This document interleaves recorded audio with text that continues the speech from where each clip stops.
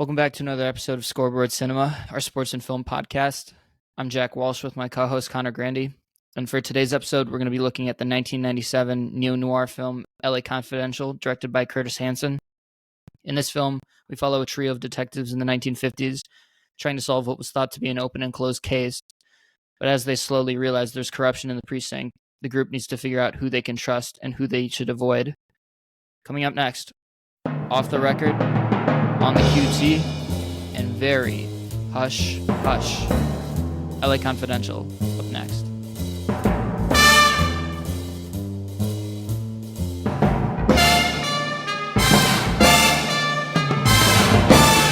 Alright, so this is LA Confidential. So this is my second or third time watching it. It's Connor's first time, and honestly, I want to get your opinion first because for somebody who's as into crime movies as much as you are, I was really shocked to hear that you hadn't watched that movie before, especially since it has a lot of your favorite actors, like Guy Pearce and Kevin Spacey, of course. But yeah, like what were your initial impressions compared to like some of the other neo-noir films that you've seen lately? Yeah, so I mean, LA Confidential's been a movie that's been on my watch list for, I don't know, 2, 3 years or something. I actually watched like the first 15 minutes of it a couple of years ago, and I don't know why I stopped watching it, but I guess it just didn't catch my attention at first. But watching it back, to me, this is a film that takes a little bit of time to get into. Like, I really like the opening of the film with Danny DeVito's voiceover, like you said in the intro. I really like how they like establish everything, but it's a little bit slow at first. And the big thing to me about this movie is I did not like the characters at first. I don't know when the exact turn happened, and this was something I read about and just doing some research about the movie, is that the director of the movie actually noted that when he read the book for the first time, he didn't like the characters either. I think he said it hit him about halfway through the book is when the turn happened and he started to appreciate the characters, because we see a lot of evolution out of them, like specifically Guy Pearce's character and Russell Crowe's a little bit, as we kind of see them team up in the end of the movie when they have completely different ideals and philosophies on how to be a police officer and a detective in their police station. But it's a little bit, I wouldn't say it's a slow burn of a movie, but it took me, I don't know, 40 minutes to maybe really get invested into everything. Because at first I'm like, these characters are kind of dumb. Like Guy Pearce's character is, I really did not like how he was. Like he was kind of not stuck up, but like, he was very straightforward. He straight shooting. He was very like a Boy Scout almost is probably the best way to describe it. So I didn't like that at first. And then Russell Crowe's character just came off as like a massive douchebag, which is what he plays that role very well in this movie, like a hothead douchebag type. Kevin Spacey, obviously the GOAT, one of the GOATs, at least for the 90s. Not a GOAT in real life, but a GOAT in Hollywood. He really gave one of my favorite performances. I really love Kevin Spacey in this movie. That's something I want to know from you. Who is your favorite part of this movie? Let's just keep it to like the main trio. So honestly, like Kevin Spacey's fantastic, but I think that just the character of Guy Pearce, like I agree with everything that you've been saying about the characters, but I think that with Guy Pearce, once you sort of understand his motivations, like when first learning about his character, his father was shot by a criminal while on the job. And so he's always, I think, become this very stuck up and by the rules type of cop. He doesn't want to fall to corruption. And I think that like on first viewing, obviously it's your first time seeing this movie, you can look at it and be like, yeah, this guy definitely would have been the type to snitch on the teacher when they didn't collect the homework or something Yeah. like that. Like he definitely seems like a bratty bitch, but I think that his character in particular is fascinating.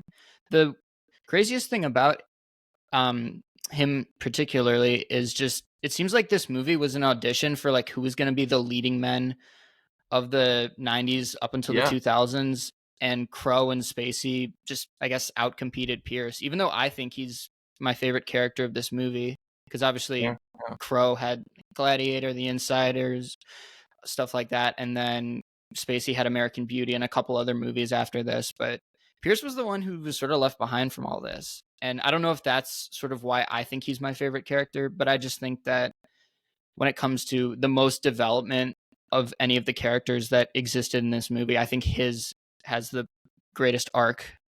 Yeah, I mean, the transformation of his character is unlike all the other ones because we see throughout the whole movie there's pressure internally from his coworkers in the police department, specifically Dudley. Dudley's like, "Are you going to be willing to shoot a suspect or like would you be willing to do the dirty work to get like an answer or just do something not by the book?" Which is something that I guess back in the day, a lot of at least the LA police department, that was the way they practiced and that's the way they were taught. And Guy Pearce was the first person to come into the police department and kind of challenge those beliefs. I guess a lot of it stemmed from his father and his untimely death, unfortunate death, which inspired Guy Pearce's character to kind of take a stand and change just the thinking of how police were at that time. But yeah, it's really interesting to see. I think a big transformation in terms of his character occurs in the scene where they go to it's after the interrogation scene where he's interrogating those three guys, which is like one of the best scenes in the movie. The way they pulled that off is very clever. I really enjoyed that scene. But they escape. Those guys somehow escape out of like a window or something. And Guy Pearce's character is sent to chase them down and confront them at their apartment. And the whole thing goes to shit. It goes wrong. They draw their guns and they have to start shooting because one of the people in the apartment he pulls out a gun and starts shooting. There's some like miscommunication. I can't remember exactly what happened. I think it's like they're shooting, like they all have their guns out.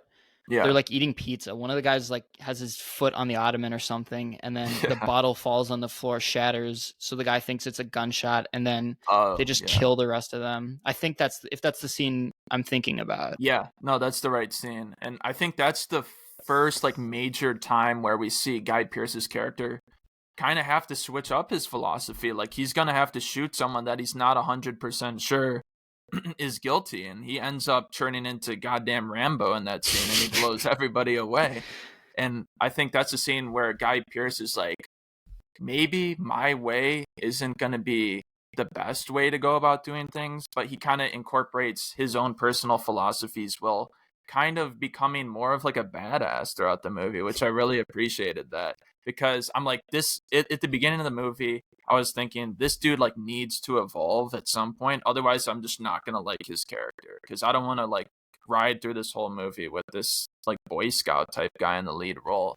And I really appreciated that scene because he really had to step up and kind of go out of his comfort zone based on his ideals. And I think Kevin Spacey brings that out. Who Jack Vincennes, I think is his name. Big V. So both of Spacey and Russell Crowe's character both bring out a little bit of a different side of Guy Pearce's character, which I really appreciated. They all those three characters like influence each other and change each other in a very interesting and clever way, I think. Yeah, I love that scene that you were talking about. That's where he goes from Ed Exley to, I believe, Dudley calls him Shotgun Ed or whatever the character name is. Yeah, the trio is really what makes this movie work. And I was trying to think of other crime trios that have like existed, but there's none that are like contribute so equally and yet so dominantly at the same time. I was trying to think of stuff. So I was thinking like The Departed, because you have Leo and Damon, and then you sort of have Jack Nicholson, but they're not all working together, so it's not exactly the same thing. I was thinking of some of the Godfather movies. Obviously, you can look at Michael Vito, and like then there's an odd fit. You could maybe say Sonny, you could maybe say Tom Hagen, but I really think this is where you just get a culmination of the three best guys. First of all, just three actors all in the prime of their careers, but also just the characters and the script writing from Curtis Hanson and the novel by it's not Elmore Leonard, but it's James Ellroy. Yeah. Like just the the performances mixed with the script just makes magic out of it, personally. Yeah. Um, I guess moving on to the other people in the cast. So how did you feel about Danny DeVito being casted in this movie? I mean, honestly, this is like probably the best performance I've seen by him. I haven't seen a lot. Like I know him Yeah. from Always Sunny in Philadelphia, the sitcom, which I've seen bits and pieces of. I have seen him mostly in comedy stuff. Yeah, I I don't think really he's really appreciated done his too role in much. this movie. Like I think he was perfectly cast for that kind of like sleazy tabloid magazine writer guy. Sid Hutchins, yeah, Yeah, for yeah. Hush Hush magazine. Yeah, I Yeah, I think mean, he was a really good casting for that. he's also not that central of a character, but I really do like his narrations throughout the Hmm. movie, I whether agree. it's just to like give us a sort of rundown on like the Los Angeles crime scene in the 50s, or just highlight other stuff. I remember like he would talk about like Mickey Cohen and Johnny Stampanato's drug riots and sort of how that would relate to the story. And again, like he doesn't do a whole lot, but I really do love the scene towards the end when he's confronted by Cromwell, by Detective Dudley, Hmm. and you sort of see like, oh, this guy's a sinister bastard. He's not just a he's not just a pushover, like how I initially thought of him when he walks up to like Kevin Spacey and gets blown off by that one girl. Yeah. Forget her Well, name. I also really thought that Danny DeVito's character's like narration and the voiceover scenes really reminded me of something that like Martin Scorsese would have done. It Are kind you of thinking of like Ray Liotta?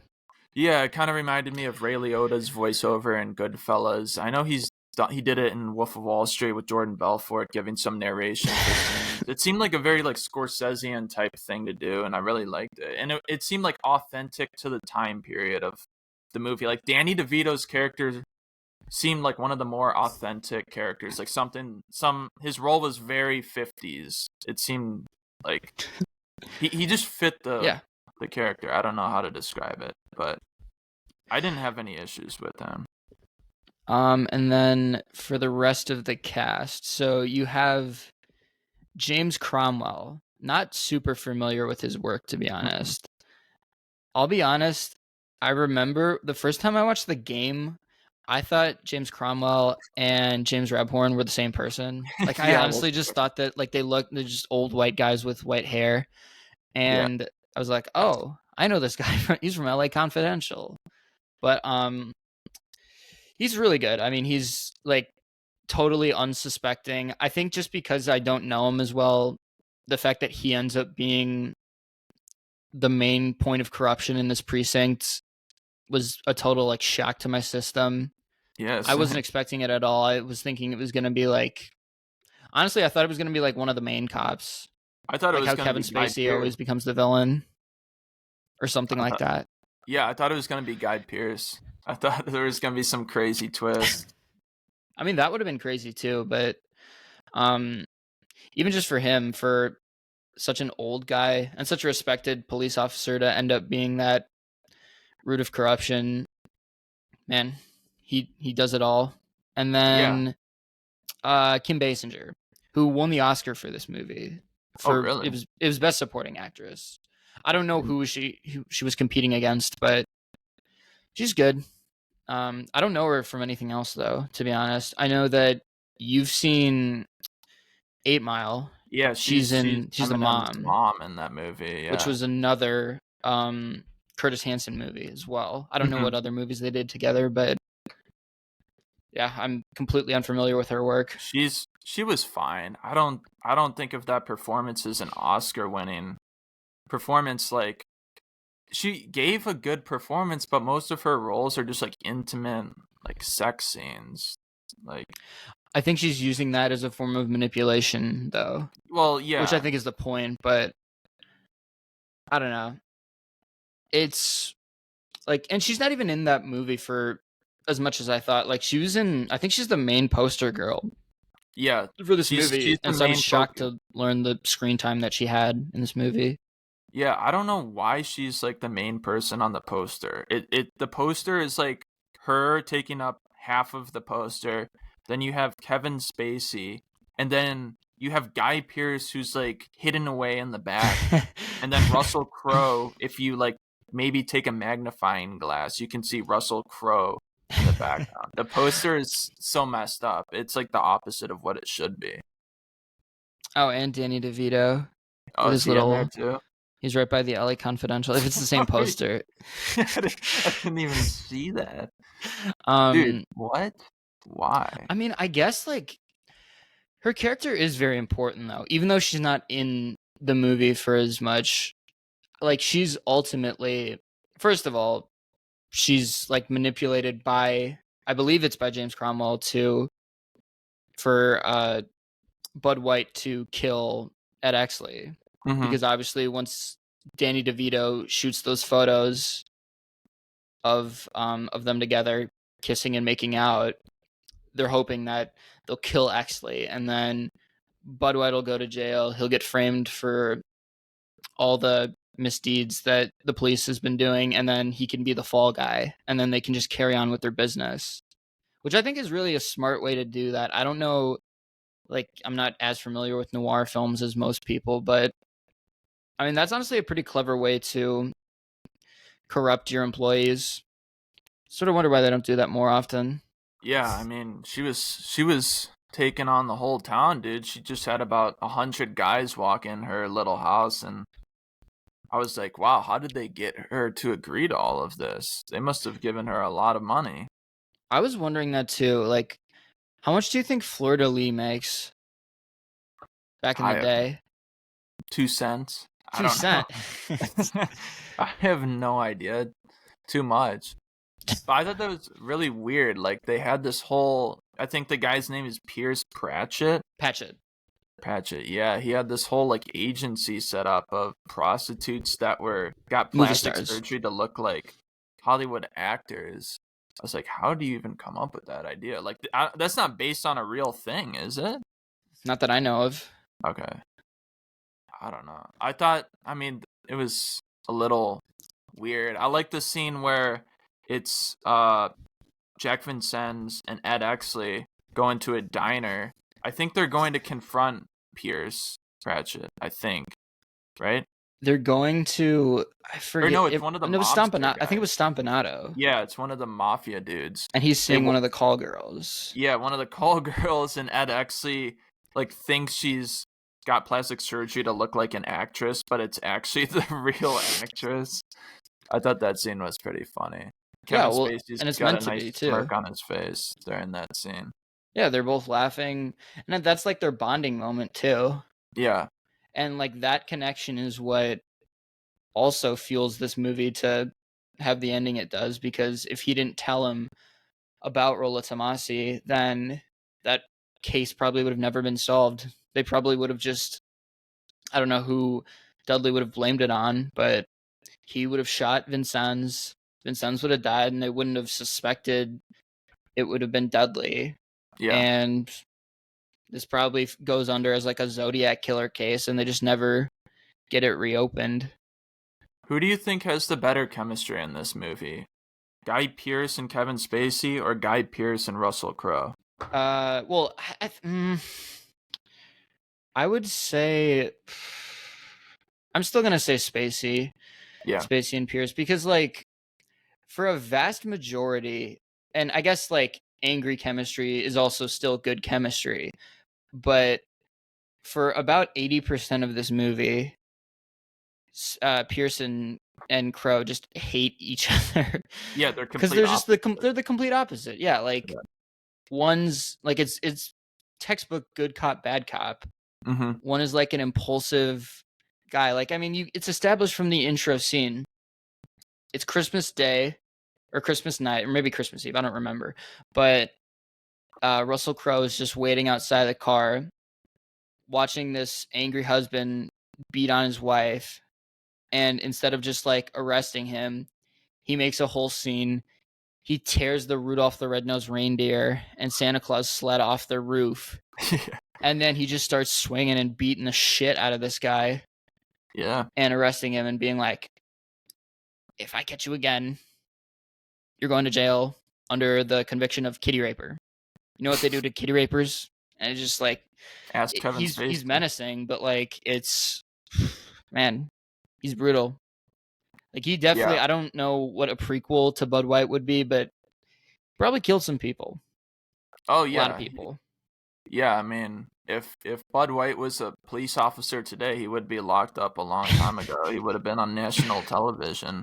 But yeah, like compare that with Axley, who probably had never even like brought his gun out from his holster up until, I don't know, the shotgun scene in the diner or whatever, or the apartment complex. Department. Yeah, Shotgun Ed. Yeah. So, are there any other things that you liked about this movie that we haven't already talked about?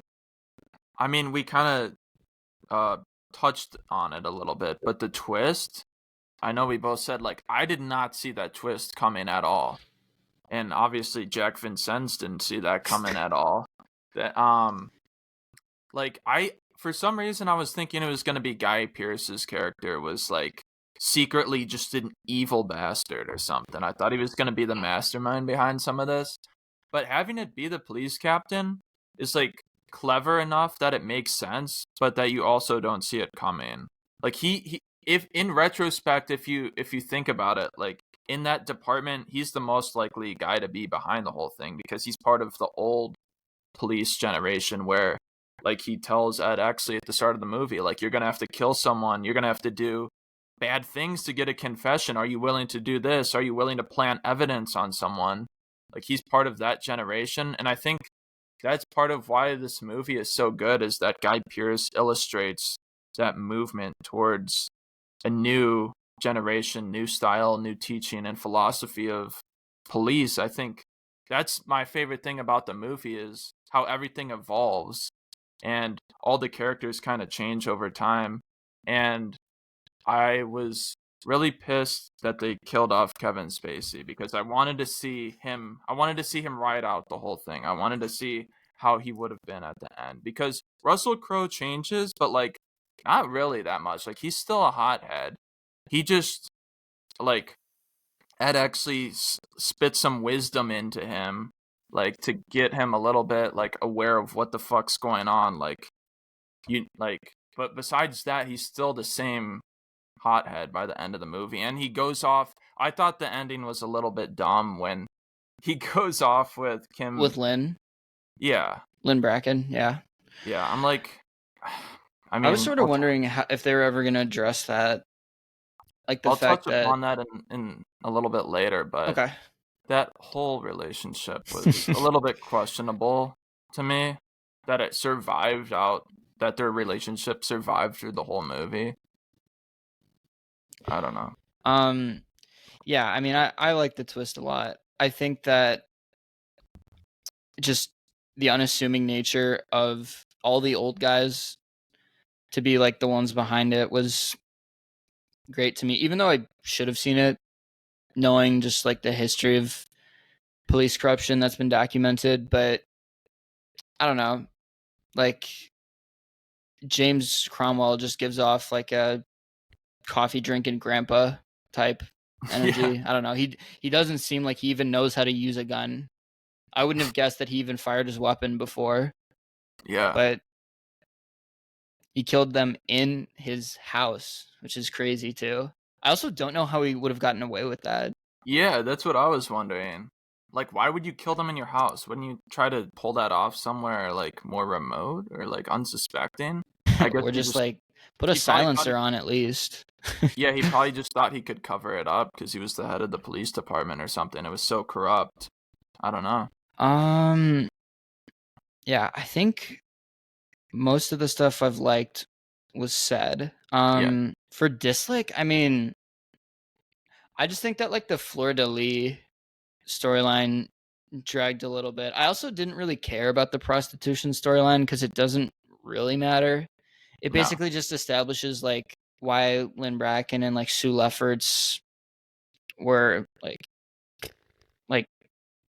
used for manipulation against their own characters. Like the cops like she was the object of desire, and so that was supposed to pour gasoline on the policemen and just force them to kill each other for corruption and power reasons. But I don't know. I didn't really need like a story behind it. I didn't really care about like the Pierce Patchett's of the world or like the other people who were responsible for that whole bracket. I think we need to start a dialogue about how Russell Crowe's character in this movie might be one of the horniest ever. Oh my god, dude, he falls for a prostitute. Like, come on. They gotta know better. They gotta know better. Like, Russell Crowe literally sees Ed Exley make out with her. Presumably they had sex. Russell Crowe also walks up to her house when I think it was a politician or somebody in politics was walking out of the house after he had just had sex with her. Like, is Russell Crowe just ignoring all of this? How is he okay with like having a relationship with her when he knows damn well what's going on? I mean, he's not exactly a womanizer, I would say. Yeah, I He think also seems like honestly, he's completely lonely. Lonely. Like of all the characters, I feel like of the main three, I should say, I feel like Bud White has like no family life, or no. even I like mean, dating life for that we matter. we don't know like anything about his personal life. It seems like his whole his whole life revolves around his job. Like the And only thing I know is that he hates women woman beaters beater. because Yeah. his dad killed his mother, but that's it. Yeah, his character is like haunted. He has a tragic past. But I think thinking about it more, maybe Russell Crowe's like love for Kim Basinger's character, which I'm failing to remember her name. Lynn Bracken, or Lynn yeah, Lynn Bracken. Bracken. Yeah. I think part of his like admiration for her maybe stems from the fact like they show it so many times throughout the movie how he hates men that beat women. Maybe knowing that she's like a prostitute, he knows that she's taken advantage of. He like she gets beat up in one scene, I'm pretty sure, She or gets it's beat up by implied. him in one scene. Well, yeah, that, but I think there's another scene. Yeah, he basically turns into what he hates multiple times throughout this movie, or I guess a couple times. But like, I think the reason he likes her is because he knows how poorly she's treated, and I think he feels like he needs to be the one to take care of her, like something like that. To save her? Okay. Yeah, I think he's trying to be the one to save her. Like he feels bad for her. He feels like it's a tragic situation. Mm. Besides that, I don't see any reason why he keeps going back to her. It's just like, dude, find somebody else. Like this she's taking on the whole town, dude.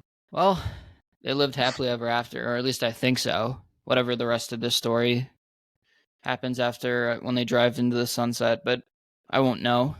Yeah.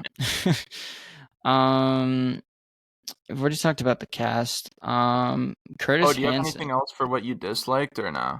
I said the Fleur de Lis storyline Yeah. drags. Maybe just like a little bit more of an interesting intro. Like I like the intro, but it doesn't exactly interest me. It's just sort of like, oh, it's 50s Hollywood. I wish Yeah. there was a little bit more of like I don't know. If they had started with the policeman just like beating up all of the convicts and then like the Bloody press Christmas. shooting, I think if that would have been the scene and then they meet up and they see all these other people like the Sue Lefferts character or Lynn Bracken. I think if they did that after they did the scene where they just beat up on all the convicts, I think that would have been better. Just because it would have been more interesting, and then I would have Hmm. had like a reason to keep on watching the movie. It just takes a Yeah. little bit of time to get into that whole storyline. Yeah. I'd agree with that pretty much. I mean, my Um, big negative about this movie, I was trying to think of what I didn't like, and nothing really struck me as bad. It's just the Lynn Bracken and Russell Crowe relationship. Like I said, it doesn't really make sense to me, knowing that Russell Crowe's damn aware of what's going on. Also, the chemistry is not there. It seems like their just relationship is based around hooking up. I yeah, I mean don't he's never really been much of a romantic actor, anyways. know. He might be the Al Pacino of the '90s in terms of romance. I mean, yeah, just not like passionate. But like, I don't know. In like Gladiator, I believed his relationship with his wife, but that's a little bit different, obviously. Hmm. But yeah, I don't know. I don't have like huge negatives. There's nothing that's like glaringly awful about this movie. Yeah, it's just a solid movie. Like, there's nowhere where it falters, really. It's pretty, Hmm. the script is like pretty to the point and tight. Like, there's not much filler besides like the Fleur de Lis storyline. Like you mentioned, at times it's kind of like, okay, get on with it. Or the scenes with Pierce Pratchett, not the greatest performance by that guy, and not really the most interesting character of all time. But yeah, Do you think Fleur de Lis was bought out by CRS in the future? maybe, yeah. Well, you talked about Dudley and James Rebhorn. Maybe there was a maybe they were related or They're something brothers. secretly. He passed it off, family business or something. James Cromwell, I love your work. Yeah. um, Curtis Hanson. So do you have anything to say about like with your experiences? Like, is there any similarities between 8 Mile and LA Confidential, or do you not really see much? Is it just Not like really. no? Okay. No, 8 Miles is like a solid movie, and I haven't seen it in a long time. Like, I like that movie, but not. I mean, the only overlap is Kim Basinger's in both of them. Okay. But besides that, I'm trying to think. Like, I not mean, really. I'm not too well versed in him, to be honest. Yeah, That's my whole yeah, thing. yeah. Like I mean, I've watched one movie by him, and it's a fucking awful movie. It's called which one is Losing that? It. It was made in the 80s, and it's a sex comedy with Tom Cruise and Jackie Earl Haley, Oh and it's god. so bad. It is like actually one of the worst movies I've ever seen, but it's directed by Curtis Hanson, and it has Tom Cruise in it. And so I guess the only thing I have to say is sometimes the cast and crew doesn't matter. If you don't have a good script or other people helping you, it can go to shit. Because if you're going to tell me that these people made the same movie, like Tom Cruise went on to be this super successful star, and Curtis Hanson went off to make like LA Confidential and The Hen That Rocks the Cradle and 8 Mile and Wonder Boys, like to say they rebounded is an understatement, quite honestly. But Well, yeah, that's about all I have to say about him. pairing Tom Cruise and Jackie Earl Haley together as leads in a movie, just that's absurd. Freddy Krueger and Ethan Hunt. Ethan and Ray. Yeah, Jackie, that's where's my wild. briefcase? Or is that my brief? Yeah, whatever it is. The book. I didn't really do too much research on the differences between the book or anything significant. Did you find anything that you don't talk about? Yeah, so I was reading stuff about Curtis Hanson because he was a huge fan of this book. I mean, that's why he directed it. He read the book and fell in love with it. But apparently, they cut out a lot of stuff from the book. Apparently, the book was more focused on like the mystery of the whole case and like the investigative element into it. But Curtis Hanson wanted to focus more on the characters, the trio of characters, and focus more on their evolution because he noted that when he was reading the book, it took him a while to really fall in love with the characters. And once he did, once the characters changed or transformed and evolved a little bit, that's when he fell in love with the book. So he wanted to make the main focus on the characters because he found that the most enjoyable part of the book rather than the mystery.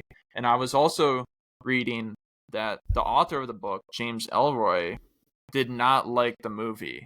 I Hmm. think over time he came to like respect it, enjoy it, mostly because I mean, how could you not like the performances? I mean, you got three amazing actors in this movie plus a pretty good supporting cast in the background. So I think he really enjoyed I think he was talking about like Kevin Spacey and he really liked how Guy Pearce's character was portrayed. But at first he really did not like um the book and Crow. what's that? Crow, or he didn't No, like Crow. no, Or... no. The author didn't like the movie. Just like in general, I don't think he liked how Curtis Hanson, like how he decided to focus on the characters rather than the mystery. I mean, obviously the movie's focused on the mystery too, but it's placing the characters at the forefront. And how could you not with that cast? You kind of have to. I kind of feel like if you don't care about the characters, the story and the mystery is sort of negated, in my opinion. Like, that's the Yeah. problem I have with like a horror movie or like just any thriller in general. Like, if I don't really give a shit about the characters, I don't really care whether they live or die. So I don't know. If the book is a lot more mystery focused, I don't imagine I would like the book that much then. Yeah, and it's not like the mystery is anything like riveting. I mean, it's like a pretty run of the mill noir mystery. I haven't seen Chinatown. I know that's one of your all-time favorites. How does that like mystery in that movie compare to LA Confidential? Like what are the similarities between these two? I mean, the LA setting and the vintage style of the movies are very similar. I would say also like neither of them are like on the edge of your seat thrilling. They're Mhm. just more interesting mysteries that sort of keep you guessing, but there's no like threat of like, oh my god, what's creeping behind the corner. Like Yeah. it's not like those movies. It's not like a Seven or like a one of the more dark like even a Zodiac, for example. Like none of those movies where you're just like, what the hell is going on? Like what fucked up door am I about to break down? Yeah. Um but yeah, they're both great pulp movies. Both have great revelations too. But yeah, I think they honestly, I'm sure Hansen took a lot from his book out of Polanski's Chinatown, but I think it's just more modernized and stylized. Like it has narration that serves the story well. It's more violent and it's just more profane, which I prefer, honestly. I like it that way. You said LA Confidential is or More, Chinatown is yeah. more? LA Confidential is more violent and profane. It's more like Yeah. 90s, which is, Yeah. I guess, is sort of a lazy answer, but that's just the way they made films. Yeah, I mean, this is a movie that's like straight out of the 70s. It's kind of interesting that it was made right at the end of the 90s because when you look at the noir films that were coming out around this time, I mean, you have Seven, which is like super dark investigative movie. You have, I'm trying to think like what other noir films were coming out around this They time. count like Dark City as a noir. I've heard some people say Yeah. that. Yeah, that's like a sci-fi noir. I mean, this wasn't the same era, but like people say the same thing about like Blade Runner or some people say like Leon, which is a crime movie with Natalie Portman. Like those movies are all like of the same Yeah. tree. Yeah, I mean, it's interesting that this movie got made in the 90s because it doesn't really fall in line with a lot of other films that were coming out at at the time. And I mean, it's pretty impressive that it can capture that like aesthetic and vibe of the 50s. And this is basically made almost in 2000. So, I think the fact that they really captured the essence of like 1950s Los Angeles is like super impressive. And honestly, if I'm trying to think of like similar films that maybe capture a similar noir vibe at the time, I kind of have to look at Memento, another Guy Pearce film, which is like another modern noir. It's not so much 1950s, it's set in present day, but it's got the all the elements of a classic noir story. Yeah. Okay. I forgot to mention like Blue Velvet also is another one Oh, that has those elements. Some people are saying like Collateral. I think Collateral's a little. I mean, it's like an yeah. I guess it would action fall under thriller. that. I guess you could say Heat too, Yeah, even though that's from the perspective of both the hero and the villain, as opposed to just the hero. yeah. I mean, there Um. weren't so many like straight up noir films being made in the 90s. At least No. not major ones that we've seen. Yeah.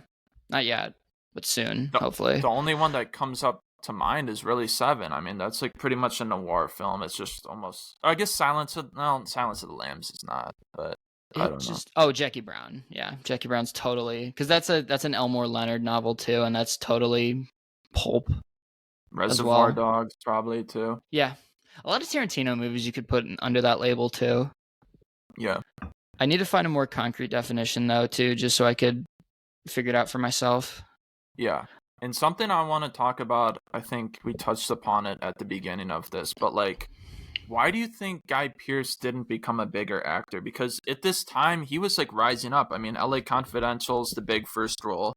Then we go on to see him a few years later in Memento, and he gives a great performance as Leonard in that movie. But then I hadn't seen him for a long time. He shows up in Iron Man 3 as the villain, and I'm like, holy shit, it's Guy Pearce, and I really like enjoyed seeing him again, albeit in like a comic book movie. But like, what happened to him? He's like a really good actor.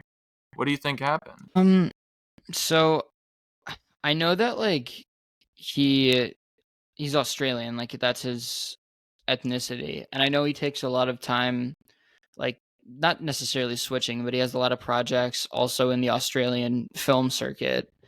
And so Okay. I wonder if it ever really mattered if he was a leading man. Because like even Memento, like we know Memento now because of Christopher Nolan's success, but that's a really independent movie. Like that's like Yeah. super low budget.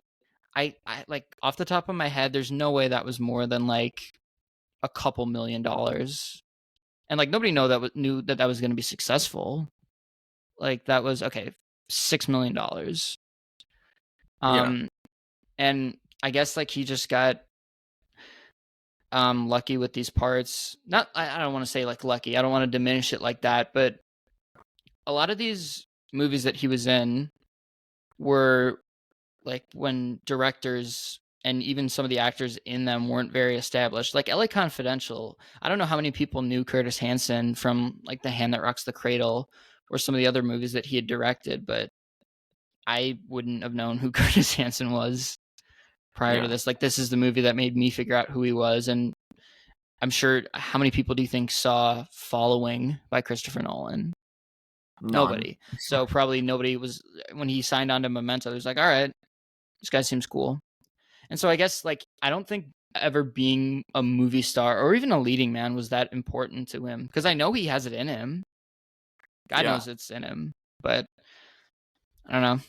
It's unfortunate to see because Russell Crowe's also in this movie, and Russell Crowe's fine, but like I haven't seen Gladiator, which is what everyone points to for his best performance, but I've never been blown away by a Russell Crowe part. He's great in The Insider, but how much of that is him versus Michael Mann's like outstanding script and filmmaking? Like, I don't know. I feel like Russell Crowe's fine, but he like had this crazy run in the late 90s and early 2000s that I don't think he really deserved as much as a guy like Guy Pearce or Kevin Spacey. Like Kevin Spacey was still big, and obviously he kind of fell out of that due to him being a little bit misbehaved, but like that's an understatement, but I don't know. I mean, Guy Pearce to me in this movie gives like an excellent performance. A performance that I'm not sure if he got nominated for anything, but if I he don't think did, I so. wouldn't be against him getting nominated. I think his transformation, his evolution is outstanding and the best in the movie. Obviously, Kevin Spacey comes with the charisma that no one can match. I love Kevin Spacey in this movie.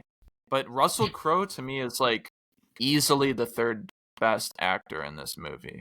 Oh, you're gonna say he's still above Danny DeVito? Yeah, I mean, Okay, just okay. because of how much time he has on screen, and I haven't seen too much Danny DeVito. I enjoyed him in this movie. I think Russell Crowe's performance is good. It's just like a standard performance, though. It's nothing that stands out. I can think that Guy Pearce's performance definitely stands out. It's memorable, and I'll always remember it. Same with Kevin Spacey, but like Russell Crowe, he just falls to the background for me in terms of like someone in the trio has to go in the background. It's like he's the third wheel, you know? Okay, so my question to you would be, because a lot of what you've been saying about Russell Crowe, um, how much of that do you think is just that his character is so inherently flawed, that he's so impulsive and violent, and maybe not the smartest character either? Like it's established that he's the hothead cop of out of all of them and a Yeah. standout even in that precinct. Hmm. So like, how much do you think of that, of his performance, is about relating to his limited abilities as an actor versus just what they're asking him to do, who's playing this deeply flawed cop who is angry about everything. He's angry because his relationship statuses are crumbling. He's angry because his best friend, his partner, just got fired from the precinct. He's probably not that smart to begin with. Like, what do you Yeah. think about I that as mean, like a counter argument?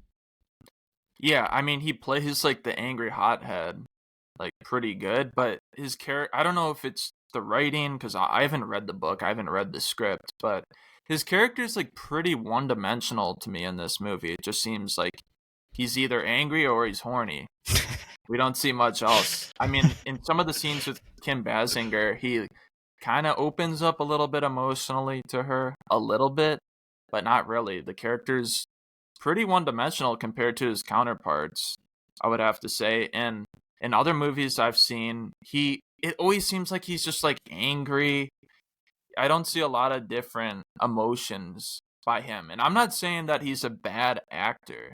I just don't think he's as good He's as just being outcompeted.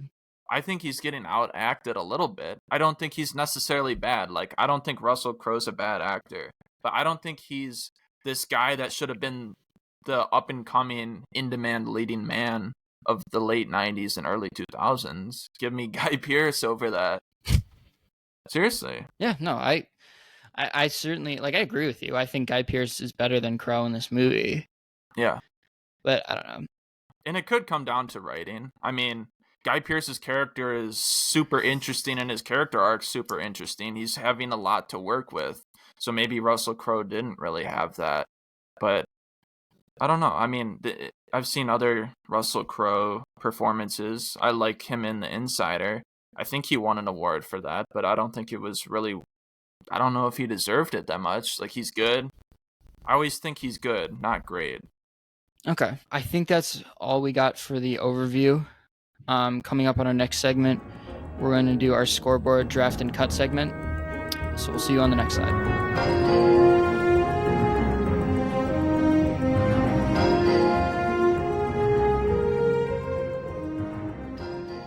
All right, welcome to our scoreboard draft segment where we draft and cut our favorite parts from the movie and our not so favorite parts from the movie. So for this draft, we're going to get 3 picks, picking between performances and scenes from LA Confidential that we would want to have on our team. So I'll go first, and for my first pick, I'm going to do the confrontation between Dudley and Jack Vincennes. I think ultimately it's in this scene where the movie climaxes. I think that from this point on, you realize not only is there corruption within the department, but there's likely corruption within the entire department, as the boss of this movie, this old guy, this James frail, thin, white-haired guy is the source of evil who's just been corrupting everybody, whether it's the old cops or the young cops. And it's also a scene that just illustrates the genius of the screenplay. In particular, with Jack Vincennes' dying words being Rollo Tomasi, knowing full well that Dudley is going to tell those words to Ed Exley right after the police meeting and unknowingly self-incriminate himself.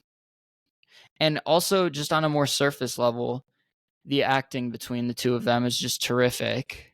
I mean, we haven't talked too much about James Cromwell, but he really does hold his own against Spacey, and we both think he's the best performance in the movie. So for such a supporting, mostly character actor to really hold his own against an A-lister like Spacey is just fantastic. And I think that between the performances, the script writing, and of course the reveal of it all, I think that scene is the signature one in the entire movie. Yeah, and I think Kevin Spacey gives a great performance when he's actually like dying, because in a lot of movies like this, or any really action movie where someone's getting shot and dying, it's for the most part over the top. And in this movie, like, it's pretty realistic, I think. The He way didn't go. he He didn't goes go to the about it. Godfather school of dying. Yeah, it's no Godfather. It's no like you don't have No people Sonny. getting shot and then like blowing 10 yards back or like screaming or making some unnecessary sound. It's pretty understated, which helps it to be a little bit realistic, and Kevin Spacey does a magnificent job with the acting in that scene, and Cromwell too. But yeah, what's your first overall pick for scene or performance in LA I'm go- Confidential? yeah, I'm gonna have to take Kevin Spacey as Jack Vincennes. I mean, we've touched upon it. The best performance in this movie, and as of right now, probably my favorite Kevin Spacey performance I've ever seen. I mean, Really? honestly, dude, it might be for. I Okay. really wish he had more screen time. I've seen Kevin Spacey in Seven, one of my all-time favorites. Baby Driver, he's not really too essential to that. I have not seen American Beauty yet. I've heard it's great. I'll need to check that out. I've seen him obviously as Kaiser Soze in The Usual Suspects, which is another outstanding performance. Roger Verbal Kint is his name actually, but he's has the moniker of Kaiser They Soze. But know. They've seen that yeah, movie, I would think. in LA Confidential, Kevin Spacey. Oh, I'll get into that later. Let's just say he's my favorite performance by far. Um, I think the dynamic he shows between like being this, he's like a hotshot cop in LA. Like Mhm. he's almost like a Celebrity. celebrity. Like he's a consultant on the TV show. Like I guess it's just the 1950s version of like Miami Vice or something in Mhm. LA. I can't remember what it's called. But he's buddies with all the actors, all the celebrities. He's buddy with Danny DeVito's character, the tabloid press guy. He's embracing the celebrity life while also being one of the top detectives in the LA Police Department. And it's interesting to see that dynamic about how you can tell he thinks he's a little bit better than everyone else. Like he's very cocky, arrogant, and out of all the Kevin Spacey performances I've seen, he gives a lot of charisma.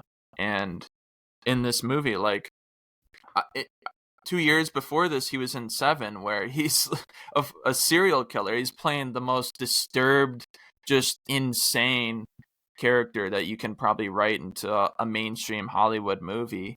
And then 2 years later, he's this hotshot cop celebrity who's got the charisma up to 100 in this movie. Like he's just like suave in this movie. Every time he interacts with someone, he's just like cool. And I really appreciated that performance because this isn't something that I'd expect out of Kevin Spacey. Usually I see him playing the villain or like a darker role, but in this movie he's just like a cool, like, just it's interesting to watch his character interact with others because you can tell he has like that sense of arrogance with other people, that he thinks he's better. He always has like a foot up, or he's always one step ahead of everyone else. So I really enjoyed his performance, and it's also interesting to see how like he's almost become too big to be in the police department. Like everyone is like not explicitly jealous of him, but like you can tell he's the big guy in the police department that others want to like emulate or be like. So I thought it was just an interesting dynamic of how they did that. Like he's not just the generic like hard-boiled cop or like chain smoking like alcohol addiction cop. Like he's successful, he's got his shit together, and he's like a cool guy. Like he's a celebrity police officer. I really enjoyed that. Yeah, I do think it's interesting how he's so known for being a villain. And I honestly was thinking, like, the first time I saw it, maybe there was a possibility that he could turn out to be the villain, especially Yeah. since in some of the earlier scenes, he always ends up being a sellout for Danny DeVito. Like, Danny DeVito will always, like, wave that little $50 bill in his face, and he'll be like, all right, I'll do this drug bust. I'll arrest that one kid for a marijuana possession Mm-hmm. and give you a headline for your magazine. And so I was thinking like, oh, this guy, like $50 is forcing this guy's hand. So God only knows what the corrupt people of the world could be paying him. And I was thinking he could also be the villain, but Yeah. I And mean, that's also another thing with his performance is like you can tell there might be something, or he makes you think at least that there's something darker going on in the background. Like he's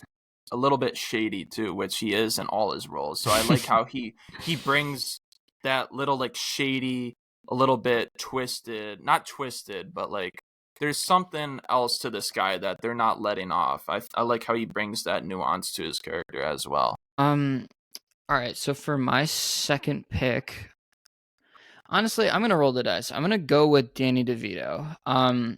He's not like an essential character in this movie, but I think he's really welcome, and I think he makes this movie unique in that it's not just a regular procedural. I think that first of all, I think his narration really fits the story well. I think that it sort of bridges the gaps. I know a lot of people have always said narration is a lazy narrative tactic because it just shows that you're not strong enough as a screenplay writer to show the audience rather than tell them.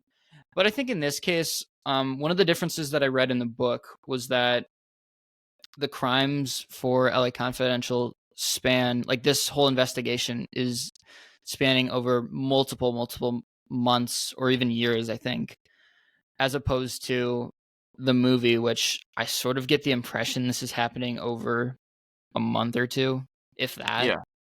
It could even be a week, quite honestly. But I think that in the case of this, when adapting a source material in which there's so much time dedicated to just figuring out what's going on and trying to pass time, I think Danny DeVito bridges that gap. And I also think he just really holds his own, even when Yeah. acting alongside guys like Spacey or Russell Crowe, or even like James Cromwell, who obviously we've praised enough in this podcast. I know that like most people probably he wouldn't be first on a lot of people's draft boards, but I don't know. In terms of like how I thought of Danny DeVito before and after seeing this movie, his stock really raised in my eyes after seeing this. Yeah, and I think this role was perfect for him to play like the sleazy celebrity reporter guy. I think his narration also, specifically at the beginning, but I mean his place throughout the film, I think it helps to really immerse the audience like in the era of the time. Like it seems very 50s and very fitting for the movie. I think that really helps to build the vibe for the movie as well. Yeah, I And think he's like the perfect yeah, supporting guy. yeah, I really enjoyed it. I mean, I'd only know him from comedies, really. I don't know what big movies he's in. He's in the Jersey Mike's commercials, Connor. Yeah. Yeah, No, you could. He's a great spokesman for Jersey Mike's. I've eaten a lot at that restaurant since he's been in the commercials, just because of him. I think they watched this movie and they're like, we got our guy. Imagine if he did the Jersey Mike's commercial in the same like narration style as he does for this. Freshly sliced. If it's not freshly sliced, it's not Jersey Mike's. Sponsor us, please. But yeah, like, I don't know, just like seeing him from all these different Sunny in Philadelphia or Matilda, or just like, I think he's like, does a lot of animated voices as well. But I think he started out as like a somewhat serious actor, but then he Yeah, just sort of pivoted to like the Lorax or Jumanji. Um, have you seen Batman Returns or no?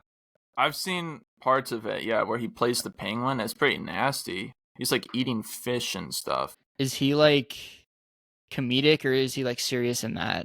He's over the top. Okay, so Yeah. It's just like a campy performance from him. He's just like biting the heads off of fish and like he's just like a half human, half penguin hybrid. It's very weird. it's it's an odd performance for sure. Nothing like his LA Confidential Sid Hudgens performance.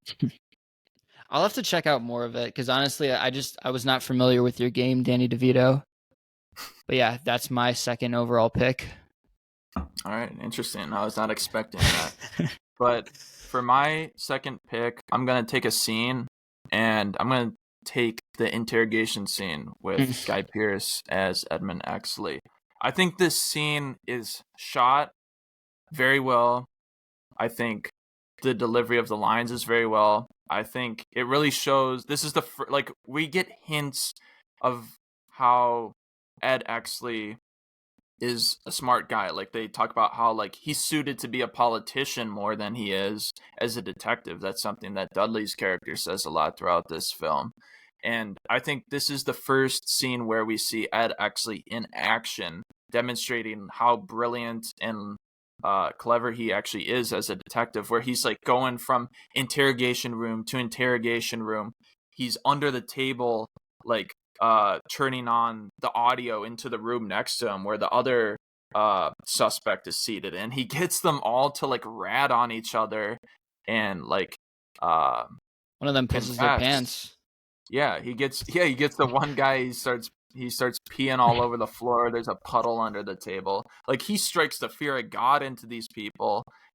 And he does it in like a very understated way. He's not coming in the room and screaming and biting their heads off or anything. He's coming in calm, composed, and he's just doing it very meticulously, but also by the book in a way that the other police officers in the department aren't doing. So I really like how like it's a very fast-paced scene, and he's like rushing from room to room, and I like how they're all like right next to each other. So I thought that was like a super clever scene in a really interesting way that kind of juxtaposed the two types of police officers that were in that department, because everyone else in the department is outside the interrogation rooms listening in. They're like, holy shit, this is like some groundbreaking technique that actually is performing in these interrogation rooms. Like they're all blown away. They're like, wow, maybe we can get a confession without shooting someone in the leg first. Like this is revolutionary. And that's another scene where we see the evolution of his character. Like the dude's he's a badass, to be honest. Like the beginning of the film will make you think that he's not, but this dude's the best detective they have. Yeah, I like how they're all watching him. Like he has a whole audience of police members Yeah, behind him. It almost makes me wonder, though. I don't remember if Dudley's in that scene or not. Do you remember if he is? I'm pretty sure he is. Okay. Well, I don't know. I just wonder how they wouldn't see a guy like that and be like, "This is the guy we have to kill, not Jack Vincennes." Because, like, I think if it was any other cop who would have like known about that, like even if they had killed, actually, I don't think Kevin Spacey, as smart as he is, I don't know if he would have been able to connect it to um Detective Dudley like that. So I just Yeah, wonder how the police corps didn't treat him more seriously after seeing something like that. yeah. I don't know. Everyone was just underestimating Guy Pearce, just like he was underestimated in real life, dude. Should have been the leading man in so many other things, but the guy's been underrated his whole life. He's like, I don't know, the Matt Stafford of acting or He could have been something. the Luke Wilson of of of Hollywood acting, of Yeah, dramatic roles. yeah. Luke Wilson should have been Harrison Ford. He should have had a similar career, apparently. Um, my last pick for the drafts, I'm gonna do another scene, and I'm gonna do the shootout. I really At like the the end, shootout scene at the end between um Russell Crowe and Ed Exley, and just basically the entire police force trying to assassinate the last two people who have any dirt on them. I love that it's not all like guns blazing. They're all very meticulous. It's not like a Terminator or like a John Rambo where like they just have unlimited ammunition and they're just firing at will. Like these mm-hmm. people are meticulous and collected, and they're not just like emptying out their rounds. I like how Crow finally he develops some sort of relationship. He like gives Exley the ammunition and helps him with gunfire and taking cover for him. Like I think that's really great. Yeah, But also like at the end of it, Exley finally breaks his own rule. Like he's waiting this whole time. He's been waiting to be the cop that he always thought his dad was, and probably was. But by the end of it, he has a shotgun in his hand and Dudley's right in front of him. and he could just kill him there. But then he said he waits for him to walk out Yeah. as the police are coming in, and then he shoots him in the back so that the cops can see him. That's honestly like the most badass thing he does in this entire Yeah. movie. He wants to be seen, and he wants to know that it was him doing it. And that's something, like, again, when we're talking about his character arc, that's something that the Ed Exley of 90 minutes ago in the movie wouldn't have even thought of doing. And yeah, I think that's just a perfect encapsulation of Crow and of course Guy Pearce, one of the Yeah. more what ifs in Hollywood. Hmm. Yeah, and I mean that scene at the end, like, really keeps you on the edge of your seat. You're like, what is Guy Pearce gonna do here? What is Detective Exley gonna do when they're walking out of the building? I was like, is he gonna shoot him?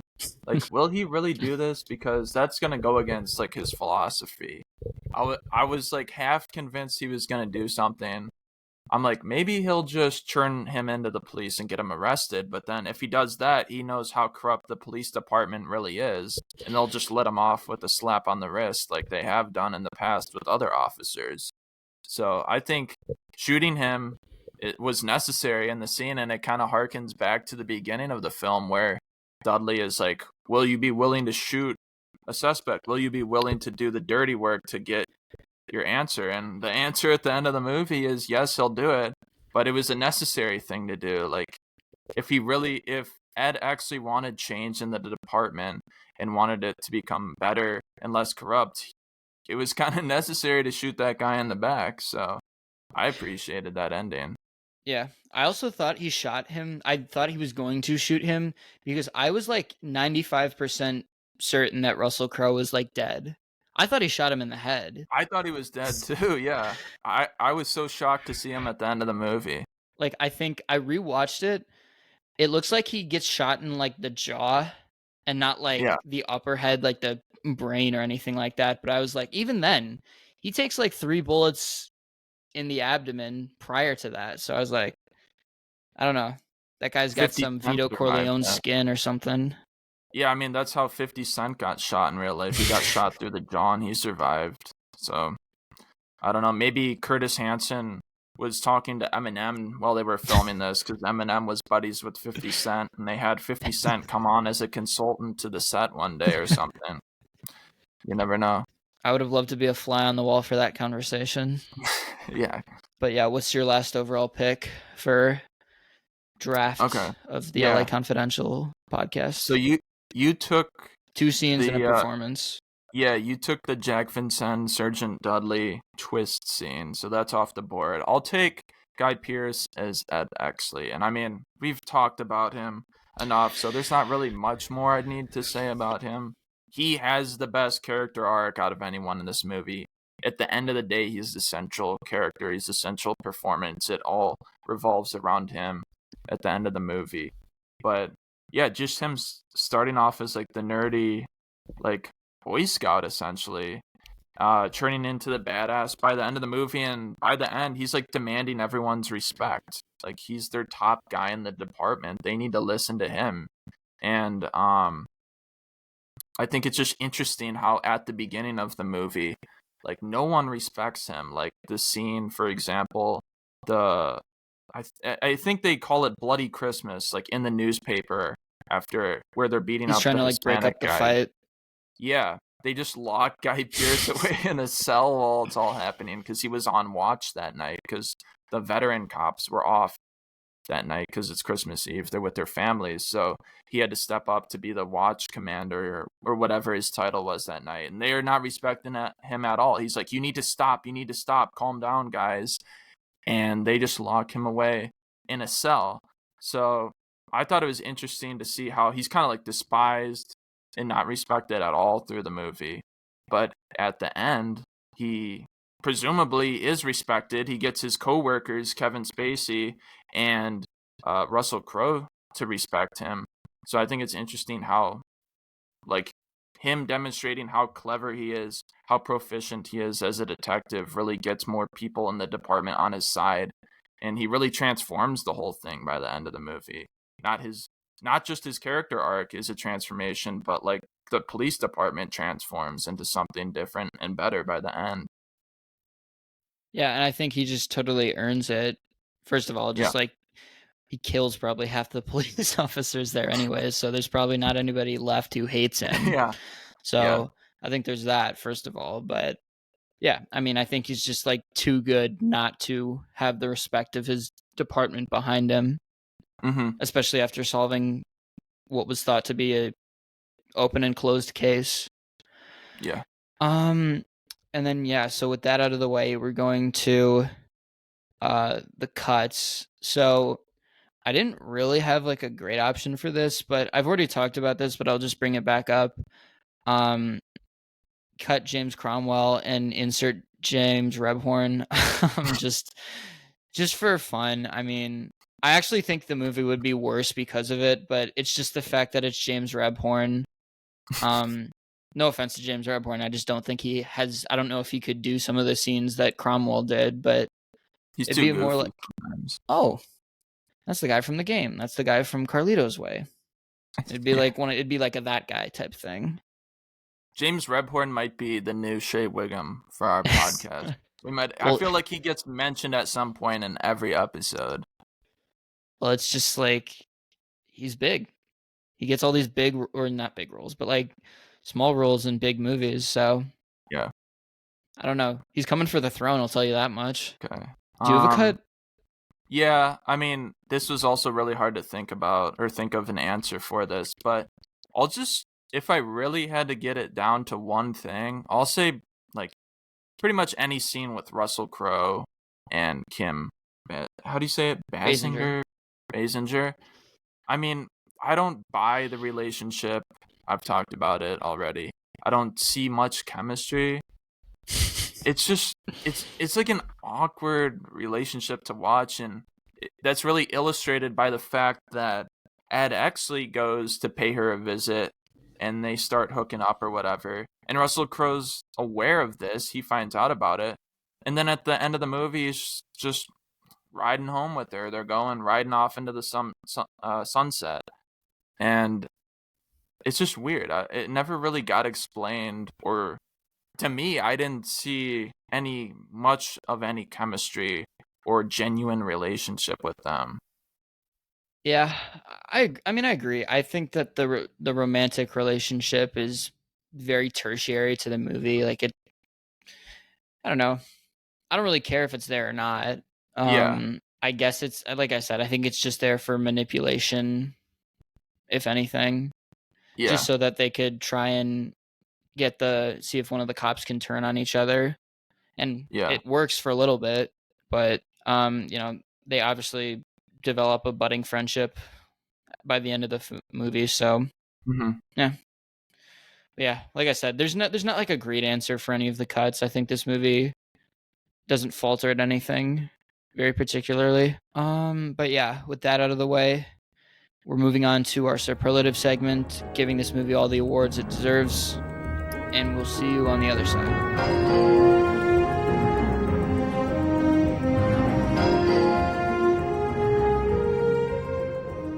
All right, welcome to our Scoreboard Cinema superlative segment.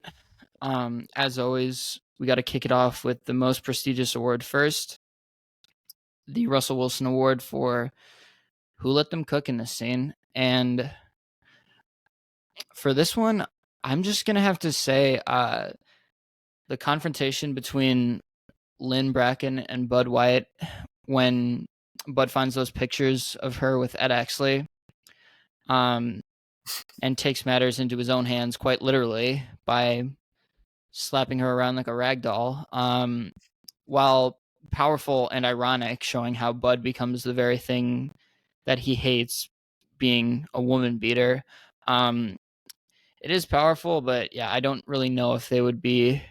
I don't know if they'd be making that scene in 2024, but No, this is more like the Ray Rice Award for greatest elevator scene. for greatest elevator.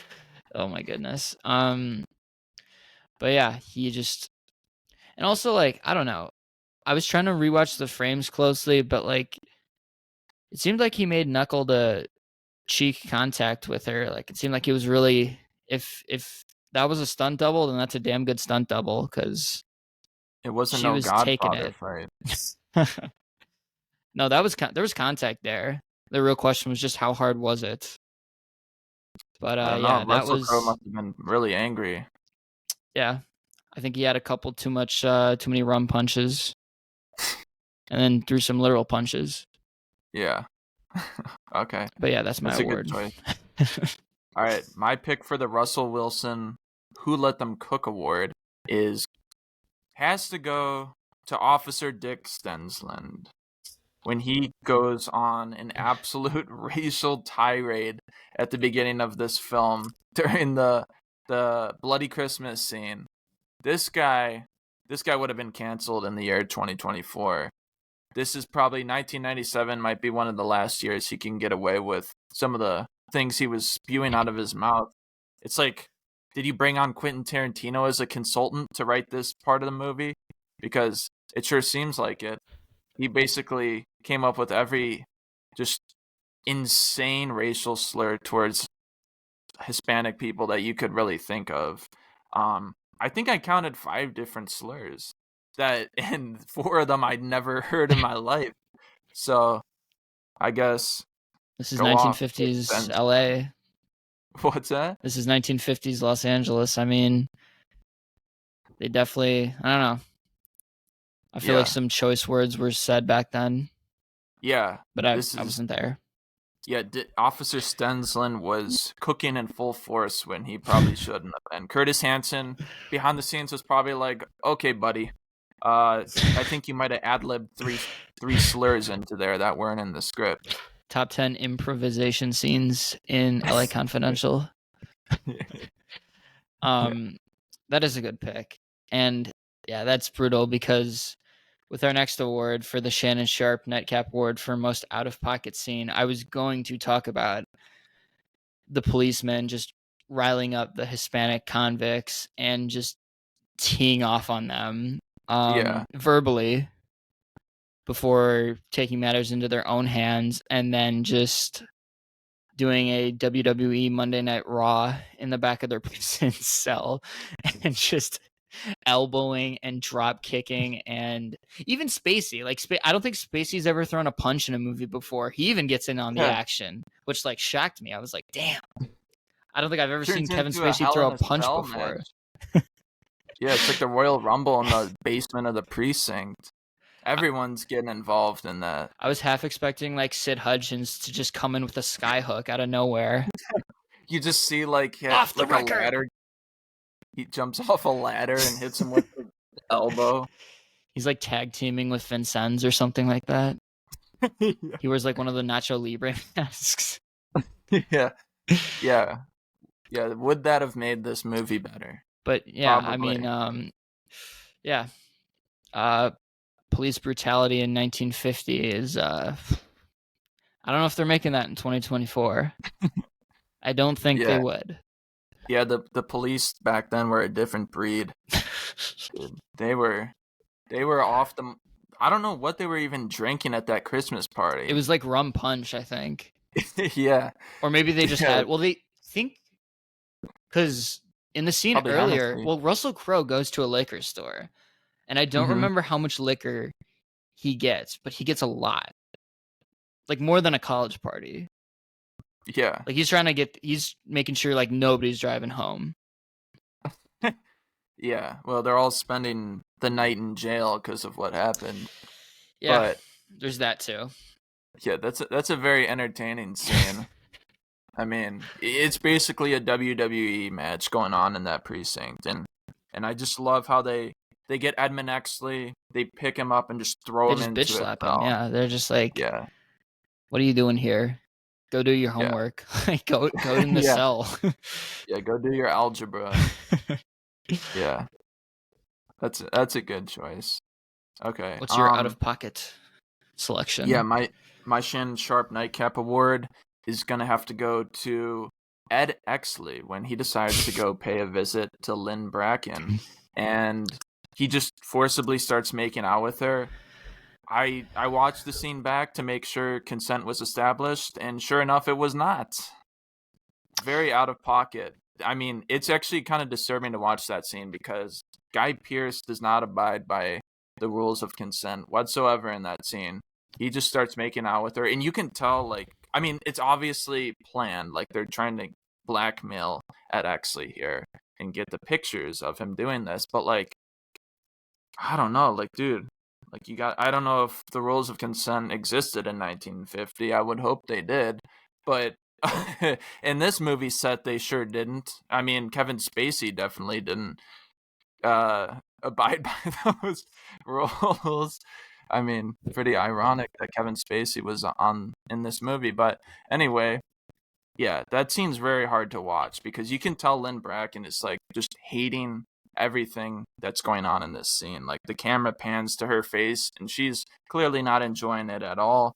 It's very hard to watch, very out of pocket. And maybe this could have been the scene that I cut from the movie because I, in future watchings, might skip this scene.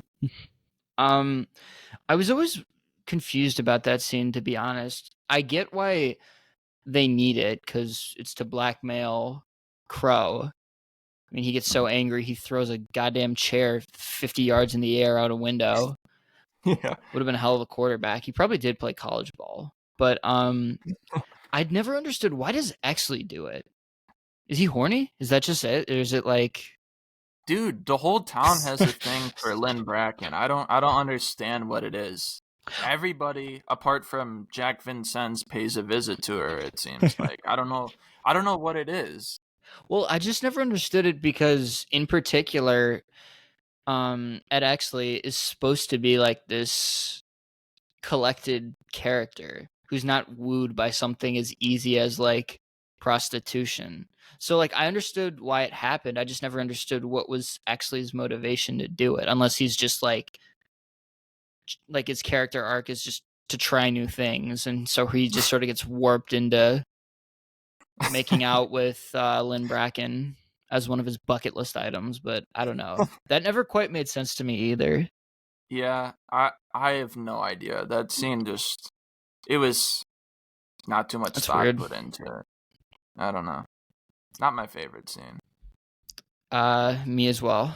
The Shea Wiggum, or maybe in the future, the James Rebhorn Award for biggest that guy ever. I just have to go with the Jersey Mike's superstar spokesperson, Mr. Danny DeVito.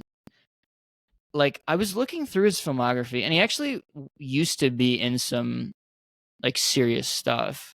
He was in One Flew Over the Cuckoo's Nest, but he's like a pretty small role in that. But he was in like Terms of Endearment as well, The War of the Roses, obviously this as well, and like Big Fish and Aaron Brockovich.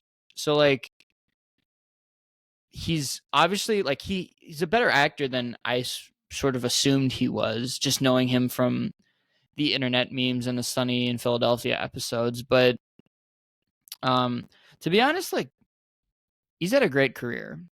Just like from somebody who's started off in like the 70s doing Broadway shows and independent cinema, like I don't know. I think he's also been in like 1,000, not like 1,000, but like he's been in like 200 movies, I think. Dang. Like feature film appearances. But so he's like Danny Trejo level or what? I don't know if he's quite that prolific, but I mean, I'm off the top of my head, he's at least north of 150 movies. For all the listeners at home, go on any streaming service that you like and just, if you can, scroll through all movies, and I guarantee you that about 20% of those movies will have Danny Trejo somewhere in the cast. That dude's been in probably the most films out of anyone in Hollywood. Him and oh my gosh, the guy from Spy Kids and Fargo and Big Lebowski. I can't remember his name. Oh, Danny Glover? No, damn it. It's Steve Buscemi. Steve Buscemi is also like Steve Buscemi, yeah. one of those guys as well. Yeah. But yeah, like surprisingly prolific for a guy who I thought was just like a comic actor. Yeah. But yeah, he's that guy for this movie. Okay. My pick for the Shea Wiggum Award for the biggest that guy is going to be a very interesting pick here. And it is, I don't know how to say his last name. David Strathairn, maybe, is my David best attempt at it. Strathairn. He plays Pierce Patchett in this movie. Oh, okay. I know him from the most recent Godzilla movies. He's in the 2014 one, and he's in the 2019 one as Admiral William Stenz. Also, I recognize him from, I think he might have won an Oscar for it. He at least got nominated. The George Clooney directed movie Good Night and Good Luck from 2005. He plays a That's with journalist. Robert Downey Jr. Yeah, he plays journalist Edward R. Murrow, and he's really good in that movie. Like, he gives a really good performance. I haven't seen him in anything else besides those couple movies, but when I seen him in this movie, I'm like, I know that guy. That's definitely that guy. And then when I looked through his filmography, I'm like, oh, he was in Good Night and Good Luck, which is a really good, underrated movie if you're into, like, journalism stuff. So, I honestly didn't like him that much in LA Confidential, but his character is, like, His character's nothing not special. likable either. He doesn't really have much to work with, so not his best performance. Maybe go check out Godzilla King of the Monsters for a heat check from him, but yeah, that's that guy. Okay. Also, when I looked it up, okay, so Danny DeVito's been in 80 movies. I thought he was in way more for some reason, but That's still a lot. that's still more than I thought he like. But I don't know. I thought he was like I thought he had like a shit ton of cameos or something like that. But whatever. In commercials, yeah. I'll correct myself. Their next award is Skip Bayless Award for hottest take. So I don't even know if this is necessarily a hot take, but I just think it's the best noir film since Chinatown. I think it's better than The Game or Dark City or Jackie Brown or Leon. And I also think it's better than like Blade Runner. I know a lot of people are like diehard Blade Runner, like loyalists, but I don't know. I just think that from just a technical perspective, from like the script, the storyline, the performances, and just like the interest that I had throughout the majority of this movie, I just don't know how you can see there's that any of those movies are better or just more interesting. I don't know how hot of a take that is, but I don't know. I think this movie is like just honestly pretty underrated. I know it's regarded as one of the better crime movies, but I never see it at like the upper echelon of where like I think this movie is as good as Pulp Fiction. But like if I say that, people are gonna be like, what the fuck are you talking about? I think it might be because two things. Maybe because the main focus of the film isn't so much on action or like shock value, and then second off, like Russell Crowe had his time in the 90s and early 2000s. Kevin Spacey's obviously like been blacklisted, and Guy Pearce never really made it. So there's not like one actor that is like super popular nowadays to really like hold up or to appeal to like audiences right now. Yeah, I mean, I'm happy with this movie being underrated, but I don't know. I feel like, especially considering how successful it was when it was released, I just don't understand how it never sustained that level of success and just rewatchability throughout the years. And it might also be because the director is Curtis Hanson. So, like, this is, like, probably far and away. I mean, I've only seen 8 Mile, but it might be far and away, like, his best movie. I was looking through the Letterboxd ratings, and LA Confidential has a 4.1, and I think his next highest is, like, a 3.5 or 3.6. So, yeah. That's a wide margin. Yeah, it seems like they just like captured lightning in a bottle. At least Curtis Hanson did with this film. Yeah, so, and that might be just like adapting the screenplay. Like some people can only adapt stories rather than write stories, but hey, better to have one good film than to be a Michael Bay mediocre for your entire career. Yeah, to consistently put out garbage. For my Skip Bayless Award for hottest take, I said it earlier, but I think this is my personal favorite Kevin Spacey performance. I think this is the best acting performance I've seen him give.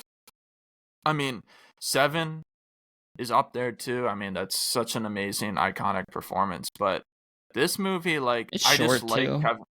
I like Kevin Spacey putting on the charisma. I enjoyed it. I just I don't know. I've said so much about it. I think this is his top performance. I still need to see American Beauty, which is a movie that a lot of people really enjoy. And I think in a lot of scenes in this movie, Kevin Spacey is out acting his counterparts Yeah, by a wide margin, absolutely. honestly. Not that anyone else is bad, but I think Kevin Spacey's so obviously like the best actor and really had potential to be one of the greatest of all time. Yeah, the potential was there. Yeah. It's Um, just he made some unfortunate decisions in real life. It's sad to yeah, say. He yeah, turned it's into John Doe tragic. from Seven in real life. Um, the Arthur Kirkland Award for most unintentionally hilarious scene. So like I don't know how funny this was to people in 1997, but just knowing who Danny DeVito is now,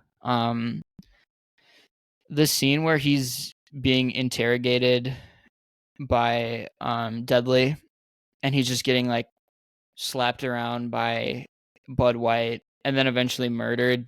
Um I don't know what it is, but it's just for the fact that it's Danny DeVito and he's getting murdered in a movie is like so funny to me. It's just like I don't know. He's just like one of those people. Like I just can't imagine them dying. Like he's like an alien. I don't know how to describe it. He's just like so goofy. Like nobody looks like Like Danny DeVito. You can look like anybody else in the world. Nobody's gonna look like Danny DeVito. A 4'10", yeah, balding, glasses wearing, stocky, charisma filled man. I don't yeah, know. He's like, and it's I don't know. Maybe it's disrespectful because he actually is like very good in this movie, but it's just like I don't know. It's like imagining like when Adam Sandler got shot in Uncut Gems. I was like, oh my god. I just couldn't imagine. Like I was laughing at first because I just couldn't imagine a movie where Adam Sandler gets murdered in a movie. It's like that effect yeah, yeah. to a Just lesser having extent. just having Danny DeVito be in like that type of situation where he's being like tortured and interrogated is like, how did Danny DeVito find himself in this situation? Like he'll never find himself in this situation again.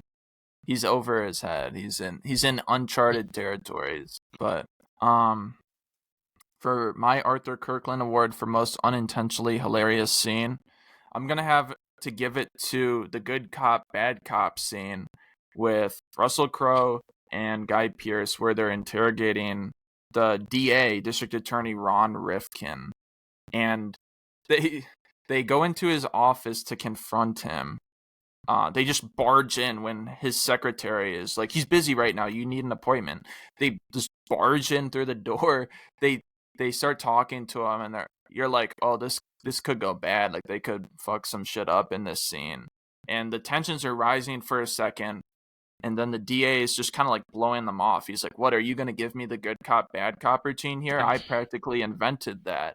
He walks into the bathroom, and Russell Crowe just walks in and like slams his head against the mirror or something, and then pushes his head in the toilet and like And then flushes the toilet while his head's in there, and then they drag him out of the bathroom and like hang him off the balcony, dude. They're just like holding on to his shoe. Like he could have easily fallen if there was any amount of wind in that scene. But the DA, whoever the actor is for Ron Rifkin in that movie, is just his acting is so over the top.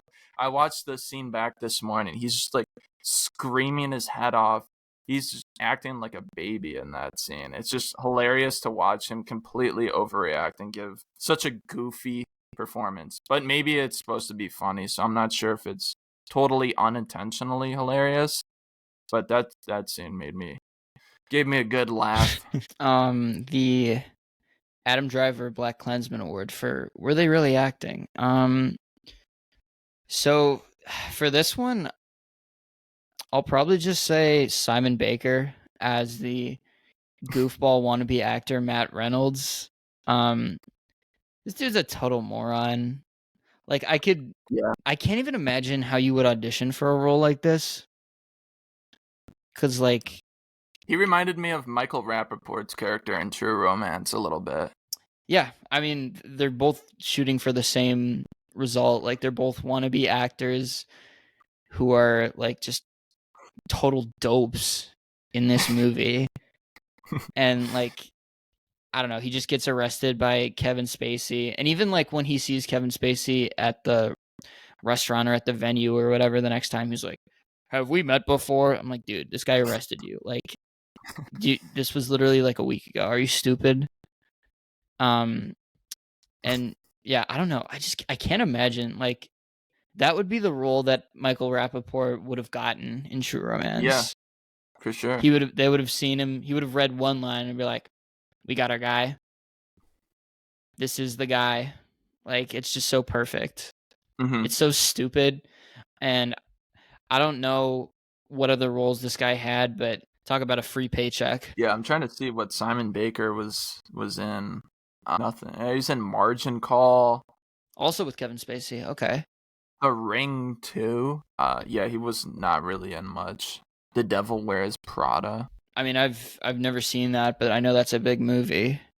Yeah, but yeah, I also for my Adam Driver Black Klansman award for Was He Really Acting, I chose a scene involving the same character but taking a little bit of a different angle. I'm gonna go with Jack Vincennes, Kevin Spacey trying to convince Matt Reynolds, who he had just busted for marijuana possession, to go have sex and blackmail the DA.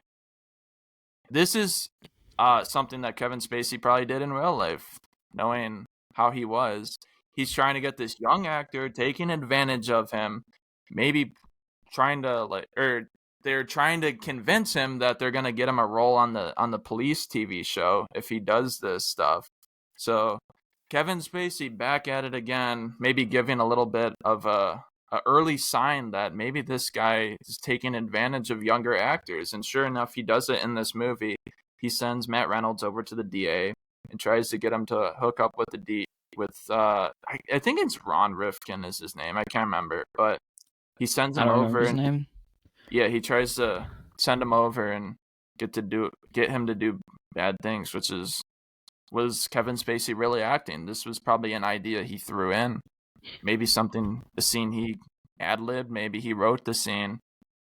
You never know. Um, the George C. Scott Award for overacting. I got to give it to Graham Beckel as Dick Stensland for turning Yeah. into prime cocaine Mike Tyson on a bunch of Hispanic convicts after a night of binge drinking on Christmas.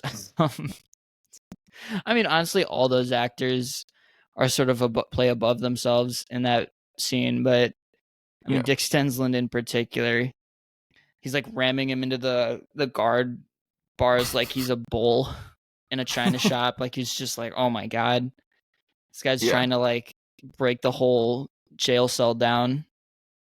But no, I mean, there's not like too much overacting in this movie, but There's not. that's a scene where like I could be like, all right, maybe he had a little too many rum punches. Yeah. I mean, I was also struggling to come up with anything for this George C. Scott Award, but I'm going to have to, again, go back to the scene where Russ Crowe and Guy Pearce are interrogating the DA.